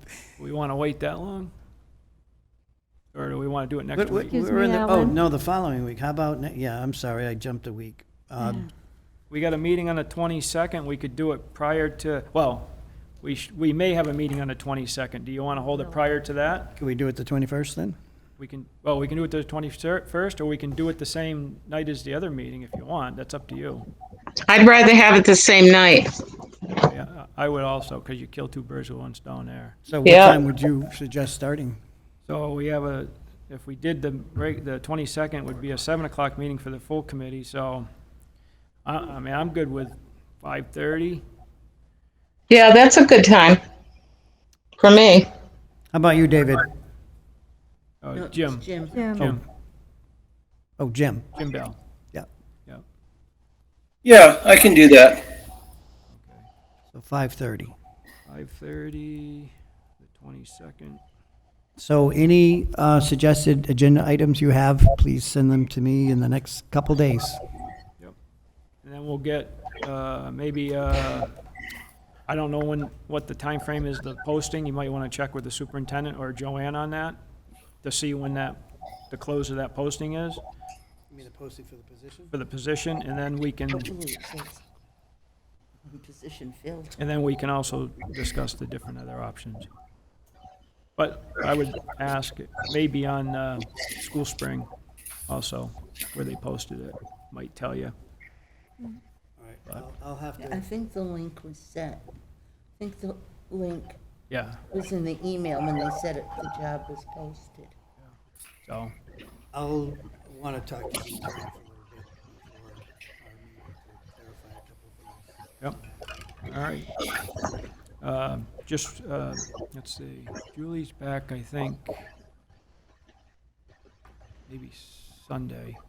So if you do, just run it through us, Julie or me, if she's not back yet. And then you guys can talk with Russell if you need to. Yeah, do we, at that meeting, then we would make a determination of Probably just- who the other members would be? The administrative team, some staff. It's not just going to be us, Yeah, so. well, we can, because- Can I make a quick comment? It's Claire Brennan. yeah, So the union has the ability to be on the search committees. We might not have a say, but we have the ability to be in the interviews, and I would like to be on the interview for that. And I have told Joanne that. okay, Claire, thank you. I believe Thanks, the Mike. language in our contract says we need to be an observer, but we can be an active member if you so choose. All right, good to know. All right. Alan's got that, he'll make sure that gets Well, that's taken where care I of. was headed. So we'll do that, and I'll let you handle that as the chair of that subcommittee. Well, I want to get clarification, one of the things from the attorney regarding, is the superintendent, who would obviously be on this committee, and I don't know who, would we end up perhaps with a recommendation, and he would then bring that nomination or recommendation to the committee, and then we would make an appointment, because we all have to be on the same page. And the process I'm familiar with is when all's said and done, the superintendent would make a recommendation, and then the school committee would act on the recommendation. So I guess what I'm saying, in the end, the ball is in his court to by that point, everyone's in agreement, so it's pretty clear what the recommendation's gonna But, be. sounds Can I good to comment me. on that as well, Mike? Yeah, go ahead, Claire. So normally what happens when you have a committee, everyone sees the applications, and then we all have a say as to who we would like to see interviewed. You know, weed out the process and then go forward with whoever we, feel is the most qualified. So I understand that. One of the procedures that I use when I'm doing searches is the search committee sets up the criteria of what we're looking at. They do that in a very subjective way. They look at the credentials that they'd like to see, the experience, and so forth. They put that forward. Everyone's in agreement to it. Then we look at what we want that person to accomplish in the next year or two, and questions are developed from that, and then a rubrics is then developed from that. However, going back to once that criteria is established, then when the applications come in, you look at the candidates that meet the criteria that was previously established. So it keeps it subjective. You can see them all, but the ones that you would be interviewing would meet that criteria. Now, I'm just saying from my experience, ultimately, that whole conversation has to occur with the search committee on how they'd like to proceed. And your timeframe is very limited. Well, we got our work cut out for us, and whoever needs to be included, we'll make sure, and Alan, I know, will follow through with making sure the proper people are notified and are part of that conversation. Any other discussion? I would like to on- be part of that search committee if possible. Yeah, we heard you. We've got you, Claire. Okay, thank you. All right, thank you. All right, any other discussion on that salary range for the Director of Finance? Okay, seeing no hands, we'll move on to discussion, school committee goals and objectives. There was an email sent out to list that from yesterday, so that, I don't think, Julie's not here, and I think she's tabulating that. I certainly didn't do it because it went out yesterday. So, so we'll pass. Table it? We'll table that, pass over it until that gets taken care of. We'll move on to other business not anticipated. That's what. I just had a question. I feel like at these meetings, even when we were online, that we, and I know how valuable everyone's time is there any way when we have somebody like Kevin Burke or somebody that has to present, is there any way that we could move them up on the agenda? Because I think would be so much more respectful of their time. I don't know if we could move those things in right after reports before we go to subcommittees. Right at the beginning of the meeting, if somebody wanted to do Yeah. a point of order, we can Yes. definitely change the order of the stuff. Somebody just has to move Can't we that. just do it on a basis besides voting it at every meeting? Can't we just say if Kevin Burke's gonna give an upgrade on 6th grade PVRS, couldn't we just move that? Well, it all Well, depends. It comes, you know, but it goes under old business. Yeah, I mean, I know, but so why can't we just move? we can move anything we want up. We Okay. just need to make that Or decision. new business. And if Right. it's, If it if was. that information that they're gonna provide doesn't go with any of the subcommittee reports, I don't see, Okay. or we can move that subcommittee report up with them. We've done it with the I director know we've of done it before, but I finance. feel like Ariel that time had to wait and wait and wait, and, it just seems like we should be able to be respectful of their time, and they shouldn't have to sit through all this minutia. Yep, no, I agree with Hi, that. Mike, it's Claire Bronin again, and I would also like to say that when you have students from Pioneer, they seem to always be the last ones to present at the school committee meeting, and these are students that should not be waiting until, the last part of the meeting to present. They should be first. We have tried to move them up lately when they've been here. I think the superintendent actually pulls them in if they're here, he actually includes them in his superintendent's report. So that I think is happening, and if it isn't, if John doesn't mention it, we can definitely, because he usually knows if they're gonna be here, and he's brought it up, and usually I think he tries to pull them in at the end of his report. So we can actually maybe ask the superintendent to put it at maybe the last item on his report to have the students. And that would take care of that. Yeah. That would be wonderful, because normally these students are in my class, and then, when I see them in the morning, they are so tired from waiting all night long. But they know a lot of details, Claire. Okay, all right. So we were on to other business. Where were we? Yeah, other business? What, did you say something now? Oh, No, that was my other business. Claire yeah. jumps in, she doesn't raise her hand, and it throws me off. Sorry, I didn't know if I raised my hand if anybody would see. Okay, go ahead, Karen. I have a question for David about the collaborative. You are our liaison to that group, is that right, David? That's correct. I was very interested in one of the programs, but it's only for Hampshire County. It's the Spiffy Coalition. Has there been any talk of extending that to Franklin County? No, and frankly, I've not been a very satisfied board member. It's a huge organization. Yeah. The majority of its funding is not to the Hampshire and Franklin member district schools, but is with big contracts in the prison system statewide. And I do credit them with working with the superintendent schedule on their presence at Northfield School. They do some, they do some things, but I brought them some ideas over my tenure that have gone absolutely nowhere. Board meetings are huge, and I'm engaged with a couple other people in exploring creating a new collaborative for rural schools that would not necessarily be contiguous, but be a community of interest given, very small size and rurality. And I can envision a district needs to belong to a collaborative. I can envision perhaps belonging to two.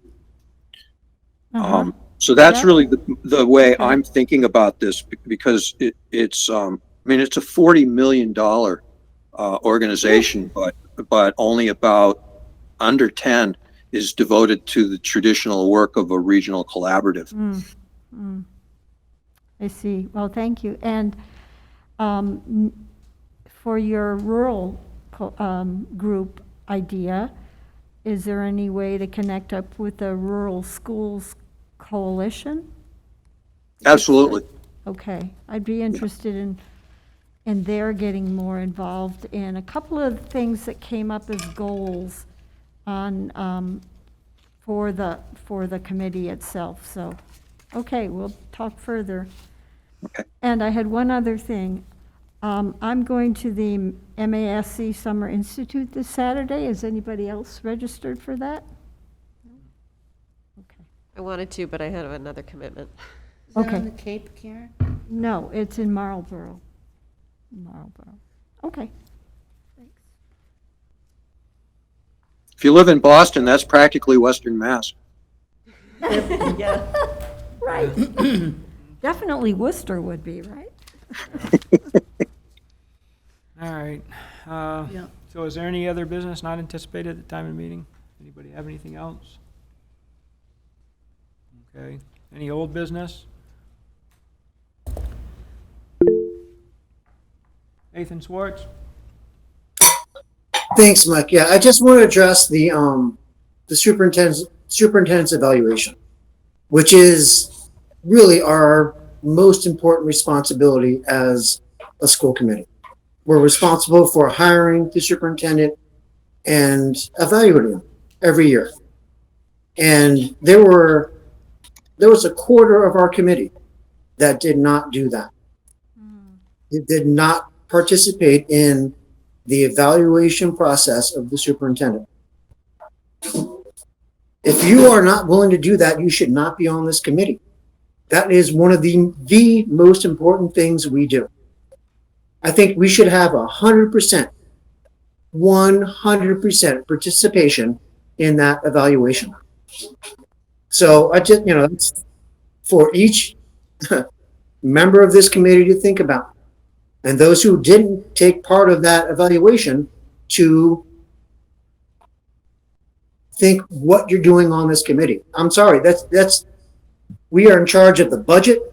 We are in charge of picking a superintendent, evaluating that superintendent, and supporting that superintendent as much as we can to further the educational goals of this district. And if you're not taking part of that process, I don't know why you're on this committee.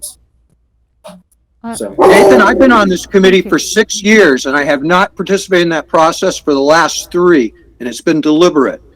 3 years ago, a member of this committee who's a teacher came to my house and for 2 days, multiple hours worked on the thing. It seemed to me senseless. It's not appropriate for volunteer school committees. I work professionally in a allied field. I think the process before me was ridiculous, and I'm on the school committee for other reasons. It was not meaningful. I hear you, David. There's no one else who evaluates. If you want to make that choice, you can make that choice. There is no one else who is responsible for evaluating the highest paid municipal employee in our district. By far. By far. We are entrusting this person for the education of our children. Then let's come up with a meaningful All right, process hold that on. isn't paid by number. All right, David, hold on. Okay. I don't want to get into a debate on who needs to be doing what. We all know that we're on subcommittees. We all know we're on the school committee. If you can make the meetings, please make the meetings. If you can fill out the evaluation, please fill out the evaluation. If you don't choose to do so, that's your right. As a school committee member, once you're elected, there's members that were here in the past that didn't even come to probably half the meetings. I think the school committee has, done a pretty good job for the last 3 years. Everybody pretty much shows up. We try to get the business done in a timely fashion if it's presented to us timely. So one thing I frown upon is when other members are trying to dictate or tell other members what they should and shouldn't be doing. If we all show up and do our job. Mike, I'm sorry if I'm coming across that way. I do not mean to be coming across that way at all. I don't want to tell other people their jobs or their responsibilities. Right. So with that being I do know, said, having taken the MASC course, that we have a responsibility, and we hear part what of that you're saying. responsibility is evaluation. Right. We understand that. Everybody understands their responsibilities. Go ahead, Robin. So, Nathan, I did not do it. I could not understand it. I didn't understand anything about it. I think one thing that would help me to do it next time would be if I had something concrete now that I could then look at throughout the year and say, oh, yes, he did that, or yes, he did this. So maybe the idea is for me to have something now that I could actually refer back to. I just was completely confused by that, and I just did not have time to, I just didn't do it. So I agree that I should have done it, but if you could send me something now that says this is what his goals are for this year. I didn't get any of that, so I would appreciate something like that. Yeah, Yeah, part of the yeah, problem sure that is when we get our that. election cycle. It comes after the goals for the year have been set, and the standards that are the criteria that he chooses to have apply. But it is in several of the goals that people want this school committee to look at for the year, and I think that has a lot of merit. So if I could I agree with you 100%. There has to be like a training in terms of, here's what the expectations are, here's what the goals are going to be, so that as we're going throughout the year, we can be looking to put in the various buckets for the standards that are being selected. Here's how we met this one or didn't, and we can collect that ahead of time. One of the, I'm not going to call it a problem, but one of the things we'll have to address would be in the next superintendent's contract, because doing the evaluation is part of the negotiation. So the committee will be able to establish what you want to see, and the parameters of how the evaluation process will go. That is negotiated. So we will have that opportunity the next time that comes around. But in the meantime, we can certainly have conversations or go through the policy subcommittee to establish perhaps a more meaningful process so we're prepared when we're doing another superintendent's contract, whether it be this superintendent or another superintendent. And I think, one of the main things I think people were frustrated this time was accessing the document. I mean, literally, people were taking 4 hours to try to figure out how to access it, and that was a big problem. I ended up figuring out through the computer, pulling it up, but if I hit send, it would have went to everybody. So I had to be very careful about, because I was able to edit the document from where I gained access to it, but it was very tricky to do, and if you would have shared it to everybody, and that wouldn't have been right either, so you had to do it and then print it. So hopefully the layout will be a lot easier in the future. That was a big problem this time. It shouldn't take 5 hours. Right, when that's what I when the spent chair and the to do vice chair are evaluation. having problems accessing it, That's a problem. that's a problem. You wonder why some people don't do it. Right, and my understanding is the chair actually wrote hers out, initially, and then maybe retyped it, I don't know, but that's how, Well, most people wrote it out, just Yeah. printed it, and that's fine. so it's, You don't have to type it. no, but with today's. We need to technology make with it work. computer, We need after to working make all it, day with these hands, it's a simple writing process. I don't wanna It's a be simple doing. evaluation process that is defined by the state. It's defined by MASC. It's a simple process that we need to make work. So we represent all the stakeholders in this district. They pay millions of dollars to educate their children. They pay most of it to this superintendent. It is our job and responsibility to help him do the best job he can. I think we get your point, Nathan. Yeah, we understand that. May I make a motion to adjourn? If there's no other business? Second. Okay, second. All in favor? Aye. Aye. Why? All right, have a good evening. So our meeting is only for that one item. Next week. So I'm gonna reach out to. Michelle, can you still hear me? I can.